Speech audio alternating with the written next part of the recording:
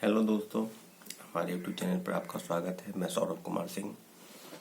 और जिस मुद्दे को लेकर हम आपके बीच आए हैं वो मुद्दा है बिहार कर्मचारी चयन आयोग की जो संयुक्त स्नातक स्तरीय परीक्षा है उसको रद्द करवाने के लेकर किस तरह की तैयारी चल रही है, आगे कौन कौन सी रणनीति है जिसको लेकर लगातार काम हो रहा है।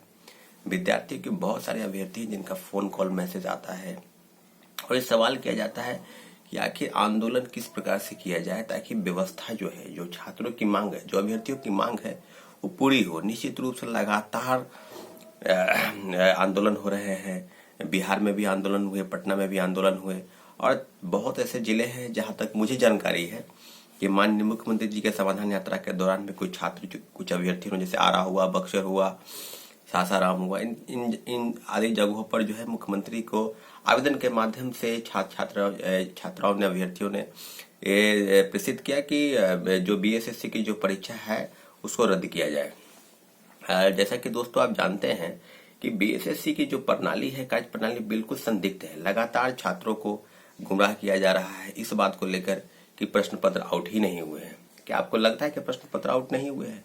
निश्चित रूप से आपको ये लगता है कि प्रश्न पत्र आउट नहीं हो तो आप एक बात जवाब दीजिए कि जो 23 की जो प्रथम पाली है उसकी परीक्षा अगर 11 बज के कुछ मिनट में प्रश्न पत्र आउट हुए, जैसा कि लीक हुआ प्रश्न, तो लीक हुआ तो परीक्षा के दौरान ही लीक हुआ, लगातार वायरल हुआ प्रश्न, तमाम सोशल नेटवर्क, चाहे वो व्हाट्सएप हो, चाहे फेसबुक हो, या तमाम जगहों पर वो सर्कुलेट हो रहा था।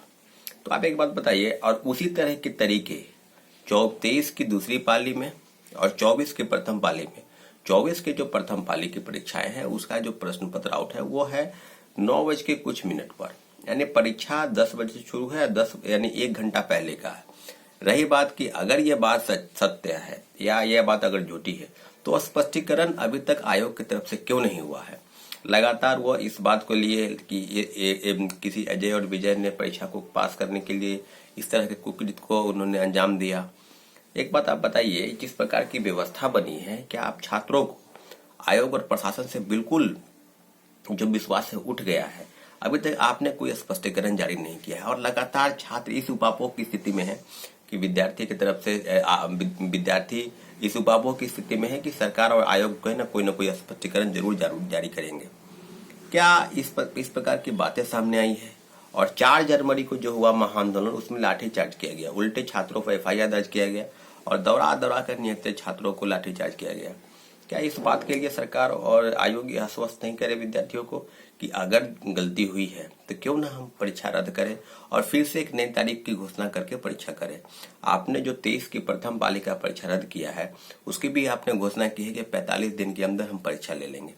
क्या यही विद्यार्थियों के साथ न्याय है? निश्चित रूप से विद्यार्थियों के साथ दमनकारी नीति का प्रयोग किया जा रहा है और लगातार छात्र, चाहे मानसिक रूप से हो, चाहे आर्थिक रूप से हो, चाहे शारीरिक रूप से तंग आ चुके हैं। बिल्कुल बिहार की व्यवस्था और आयोग बिल्कुल इस पर पंगु रूप से काम कर रही है। मुझे ऐसा लगता है कि विद्यार्थी और आयोग के बीच जो संवादहीनता की कमी है, निश्चित रूप से विद्यार्थियों की बात बिल्कुल नहीं सुनी जा रही है और लगातार आयोग और प्रशासन, मुझे लगता है कि शिक्षा माफियाओं के गोद में जाके बैठी है।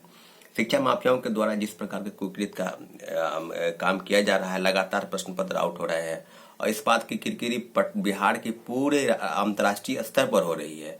निश्चित रूप से शिक्षा में जो गिरावट है, प्रश्न पत्र जो आउट हो रहे हैं, प्रतियोगिता परीक्षा में जो पारदर्शिता नहीं है, निश्चित रूप से शिक्षा व्यवस्था बिल्कुल चौपट हो गई है और लगातार विद्यार्थियों को इस बात के लिए डराया जाता है कि अगर तुम आंदोलन करोगे, तुम सड़क पर उतरोगे तो लाठीचार्ज करेंगे, नहीं होगा तो एफआईआर कर देंगे, झूठे केस में फंसा देंगे और तरह तरह के हथकंडे अपनाकर उनको डराने का प्रयास किया जाता है। मैं आपको बता दूं कि डरने की जरूरत नहीं है। छात्र समुदाय एकजुट है अपने हक की मांग के लिए, अपने अधिकार की मांग के लिए। क्या अगर आपने वैकेंसी निकाली है तो उसमें ट्रांसपेरेंसी नहीं लाएंगे तो मेरिट वाले ऐसे स्टूडेंट जो दिन रात तैयारी करते हैं यहाँ पटना में रहकर और तमाम शहरों में रहकर प्रतियोगिता की तैयारी करते हैं, इस बात को लेकर कि हमारी जो परीक्षा होगी अच्छी जाएगी, तब मुझे एक नौकरी मिलेगी और नौकरी के माध्यम से अपने और अपने माता पिता के सपने को पूरा करेंगे। क्या उसको कुचलने का प्रयास नहीं है? क्या उसको दबाने का प्रयास नहीं है? लगातार आयोग और प्रशासन द्वारा विद्यार्थियों की जो हक है, उसकी जो मांग है, उसको दबाने का प्रयास किया जा रहा है। मैं आपको बता दूं कि आज हम लोग जो है बीएसएससी ऑफिस जाएंगे और ज्ञापन सौंपेंगे और ज्ञापन के माध्यम से आयोग के चेयरमैन से हम मांग करेंगे कि 7 दिन के अंदर आपको एक अल्टीमेटम देते हैं। अगर हमारे ग्रीवांसेस को आप पूरा नहीं करेंगे, हमारी मांगों को पूरा नहीं करेंगे, तो 30 जनवरी के दिन हम लोग बीएसएससी का घेराव करेंगे। और बीएसएससी के घेराव के बाद हम लोग ये तय करेंगे कि अगर हम लोगों पर कुछ उल्टा प्रशासन या आयोग द्वारा उल्टे कार्रवाई की जाती है, तब हम लोग गर्दनी बाग धरना स्थल पर, अनिश्चितकालीन धरना स्थल पर बैठेंगे।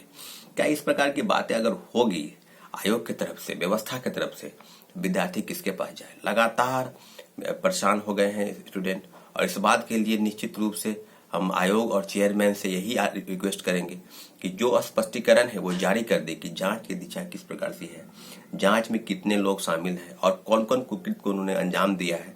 अगर इस बात की बात सामने आ जाएगी तो निश्चित रूप से हम लोग अपने कामों को अंजाम देंगे। अब रही बात 30 जनवरी को चलने की, तो तमाम जगहों पर लोगों को सूचित किया जा रहा है, चाहे वो शिक्षक हो, चाहे अभ्यर्थी हो, तमाम हॉस्टलों, लॉजों इत्यादि में जाया जा रहा है।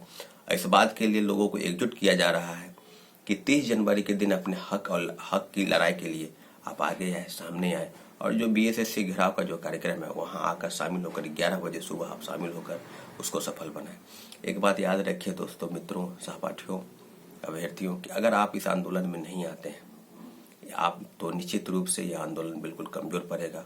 और आयोग और प्रशासन ये जानती है कि अगर विद्यार्थियों की संख्या कम रहे तो उनके ऊपर लाठीचार्ज इत्यादि करवाने का उनका कहीं कोई कसर नहीं छोड़ने वाले हैं। निश्चित रूप से आपसे एक ही निवेदन है कि भारी के भारी संख्या में आप बीएसएससी ऑफिस आए और अपनी मांग और अधिकार की लड़ाई के लिए जिस प्रकार के कारनामे बीएसएससी आयोग कर रही है या प्रशासन कर रही है उसके खिलाफ अपनी आवाज को बुलंद करे, ताकि जो भविष्य है, जो युवाओं की भविष्य है और जो विद्यार्थियों का भविष्य है जिसको दरकिनार किया जा रहा है, निश्चित रूप से अपनी मांगों को लेकर हम लोग एकजुट